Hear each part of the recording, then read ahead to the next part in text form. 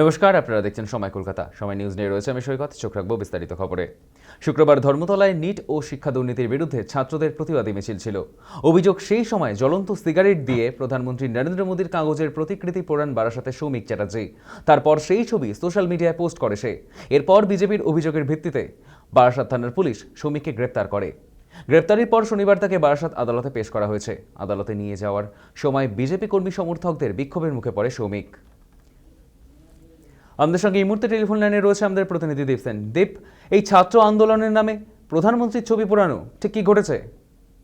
একেবারেই দেখো, গতকাল শিয়ালদায় এই যে সৌমিক চ্যাটার্জি, তিনি কিন্তু ছাত্র আন্দোলনে সামিল হতে গিয়েছিলেন এবং সেখানে গিয়ে কিন্তু একটি ছবি তোলেন তিনি, যেই ছবিতে কিন্তু দেখা যাচ্ছে প্রধানমন্ত্রী নরেন্দ্র মোদীর ছবি এবং সেই ছবি দিয়ে কিন্তু একটি একটি একটি সিগারেট ধরাচ্ছেন এই যে যুবক।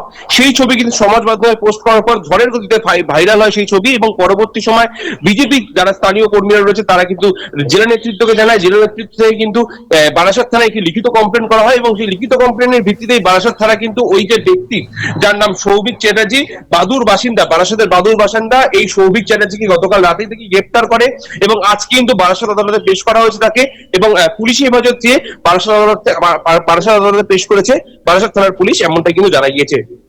ধন্যবাদ দীপ। শুক্রবার ধর্মতলায় নিট ও শিক্ষা দুর্নীতির বিরুদ্ধে ছাত্র প্রতিবাদী মিছিল ছিল, আর সেই সময় জ্বলন্ত সিগারেট দিয়ে প্রধানমন্ত্রী নরেন্দ্র মোদীর কাগজের প্রতিকৃতি পোড়ানোর অভিযোগে গ্রেপ্তার সৌমিক চ্যাটার্জি। তারপর সেই ছবি সোশ্যাল মিডিয়ায় পোস্ট করে, তারপরে কিন্তু গ্রেপ্তার করা হয় তাকে। এরপর বিজেপির অভিযোগের ভিত্তিতেই বারাসাত থানায় অভিযোগ জানানো হয়। তারপরেই কিন্তু বারাসাত থানার পুলিশ গ্রেপ্তার করে সৌমিককে।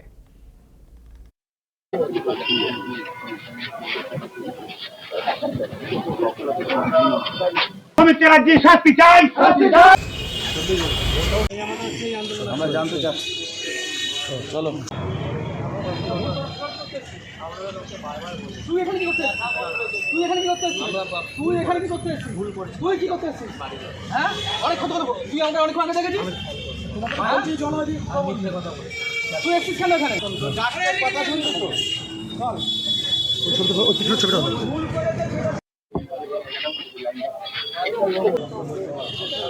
প্রথমেই দেখলাম ছবিটা যে আমাদের প্রধানমন্ত্রীর ছবি পোড়াচ্ছে একটা ছেলে, যে নিশ্চয়ই একটা জিহাদি কিংবা অন্য কিছু না। এটা এসে দেখি আমাদের ওকে আটক করেছে, কিন্তু বাইরে রেখেছে। কি কারণে এটা হলো? পশ্চিমবঙ্গের মতন একটা রামরাজত্বর জায়গা হয়ে আজকে এই কার্যটা কেন করলো, সেটা আমি জবাব চাচ্ছি। ককরোচ জনতা পার্টির হয়ে শিয়ালদায় আন্দোলনে গেছিলেন। উনি কোনো ছাত্র নন, ঠিক আছে? উনি হচ্ছে দেশদ্রোহী। তার প্রমাণস্বরূপ উনি যে দেশদ্রোহী, তার প্রমাণস্বরূপ উনি আমাদের দেশের প্রধানমন্ত্রী মাননীয় নরেন্দ্র মোদীজির ছবিতে মানে বিড়ি বা সিগারেট জাতীয় কিছু দিয়ে জ্বালিয়ে দিচ্ছে। সেই ছবি উনি ফেসবুকে পোস্ট করেছেন, ঠিক আছে? তা উনি যে কট্টরভাবে দেশদ্রোহী, সেই ব্যাপারে আর কোনো আমাদের ব্যাপারে মানে অনিশ্চয়তা নেই। তো সেই বিষয়ে কালকে বারাসাত থানায় জানানো হয়েছিল, ওনাকে অ্যারেস্ট করে আনা হয়েছিল এবং আজকে আমরা কমপ্লেন জমা করেছি। বারাসাত থানা সেই কমপ্লেন রেজিস্টার করেছে এফআইআর হিসাবে। এই দেশদ্রোহীরাই তো সামিল হচ্ছে। ওখানে তো ছাত্র আন্দোলন নয়, ছাত্র কতজন ছাত্র আছে আপনি দেখুন না আন্দোলনকে গিয়ে। সে দিল্লি বলুন আর কলকাতায় বলুন, ছাত্রদের নামে এটা একটা ভয়ঙ্কর প্রোপাগান্ডা তৈরি হচ্ছে দেশব্যাপী।